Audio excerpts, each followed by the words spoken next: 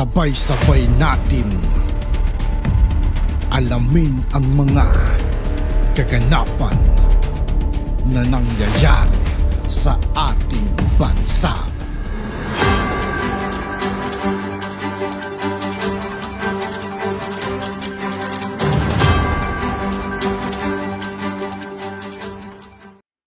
Yo, what's up mga kaibigan? This is I2K po again. Ngayon nandito ulit tayo sa channel ni Pinas News Insider. Dito ulit tayo magbibigay ng komento at reaksyon. Kaya samahan nyo guys. Let's go!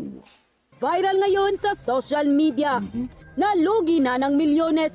Tila sinundan pa ito ng bilyones. Ito ang kapapasok lamang na balita na umani ng samut-saring reaksyon matapos pumutok ang balita na hindi na pumirma ng panibagong kontrata sa GMA7 si Willie Revillame at di umano'y kasado na ang paglipat nito sa Advanced Media Broadcasting System na pagmamay-ari mismo ni Manny Villar. Ito ang breaking news na matapos ang di umano ngunit kontrobersyal na pagkalugi ni Jessica Soho at ng kanyang programa sa GMA7 dahil sa hindi pagsipot ni BBM sa nasabing interview ay tila panibagong karma raw ang sinapit ng naturang TV station. Ayon mismo sa isang source, tila kulang na 1 bilyong piso ang malalaga sa GMA7 dahil sa di umano'y hindi pagpirma ng kontrata ni Willie Revillame. Ito ang mainit na balitang pinutakti ngayon ng samut-saring komento mula sa marami sa ating mga kababayan at marami sa kanila ngayon ang hindi napigil ang kanilang sarili na maglabas ng kani-kanilang hinaing at komento sa mundo ng social media. Pero bago ang lahat, kung bago pa lang kayo, sa lahat ng hindi pa nakasubscribe mga kaibigan kay Pinas News Insider, mag-subscribe na po tayo at huwag nyo rin pong kalimutan mag-subscribe dito sa aking channel. Sa channel na ito ay huwag kalimutang i-click ang subscribe at notification bell para mas maging updated na kayo lalo sa lahat pa ng bagong videos na i-upload namin. At yun na nga mga kababayan, mainit na pinag-uusapan ngayon sa mundo ng social media ang di umano'y balitang kumpirmadong binigla ng Wawawin TV host na si Willie Revillame ang buong sambayanan matapos ibalita na hindi na ito pumirma ng panibagong kontrata sa GMA7 para manatili ang kanyang programang Wawawin sa Kapuso Network. Ito ang isang exclusive na balita na umani ng milyon-milyong reaksyon matapos kumpirmahin ng GMA Network na lehitimo ang nasabing balita na mag-goodbye na bilang kapuso si Willie Revillame.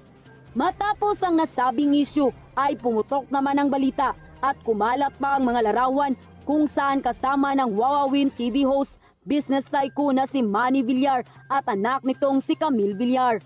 Ayon sa isang source, bago pa man pumutok ang balita na hindi magre-renew si Willie Revillame sa GMA7 ay tila kasado na ang naging usapan ng mga business tycoons patungkol sa paglipat ng isa sa mga premyadong host sa kanilang panibagong network.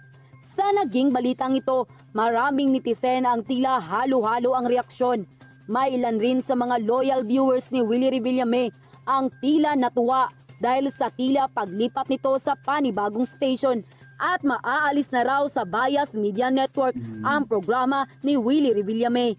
Tinatayang mahigit sa 1 bilyong piso ang maaaring malugi ng TV station sa hindi pagpirma ni Willie Revillame sa nasabing kontrata. Ayon mismo sa naging viral post ng netizen online, hindi mo talaga alam kung kailan darating sa iyo ang karma. Mabibigla ka na lang at matutulala sa posibleng mangyari. And that's what exactly happened sa Kapuso Network nang malaman nila na hindi na magre-renew si Willie Revillame sa station nila. Biruin mo, estimated kulang-kulang 1 bilyon ang mawawala sa station dahil sa pagkawala ng programa ni Kuya Will. Yes, confirm na po na paglipat ni Kuya Will sa newest TV station ng Pilipinas under Manny Villar. Before pa i-public ng GMA7 ang expiration on contract ng Wawawin sa kanila, the Villars and Kuya Will have already done deal agreement. They plan na isa sa mga prime program ng soon-to-be TV station ng Villar ay ang kanyang programa as what the source said. Grateful si Kuya Will sa naging airtime program niya sa GMA, which is tumagal din ng maraming taon. But he is much happier because mas secured ang time slot niya.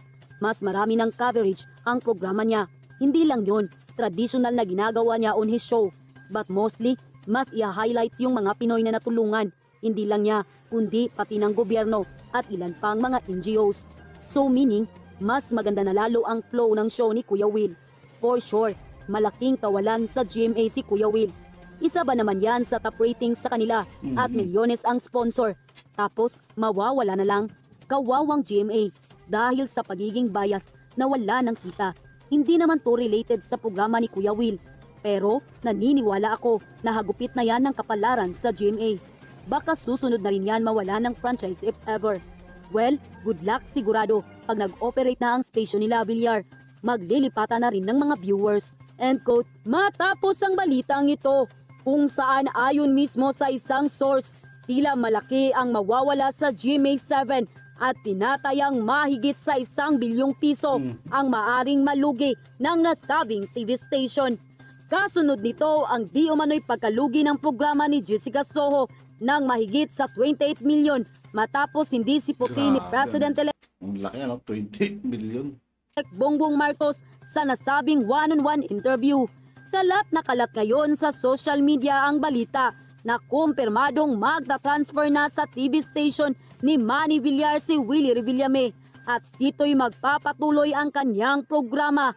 Hindi na raw nagtataka ang maraming netizen sa nasabing balita dahil kilala si Willie Revillame bilang isa sa pinakamalapit na kaibigan ng pamilya Villar.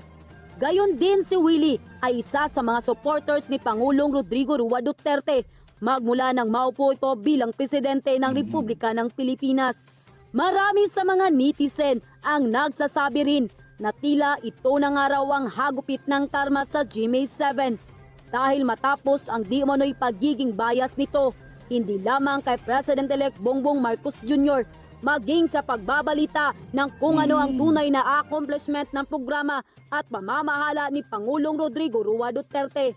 Dahil dito ay tila panibagong dagok ang kaharapin ng GMA7 dahil matapos ang lugi ang show ni Jessica Soho ay tinatayang mahigit sa 1 bilyong piso ang maaring malugi ng GMA7 dahil sa pag-transfer ni Willie Revillame sa Advanced Media Broadcasting System na pamamag-ari na mismo ng business tycoon na si Manny Villar.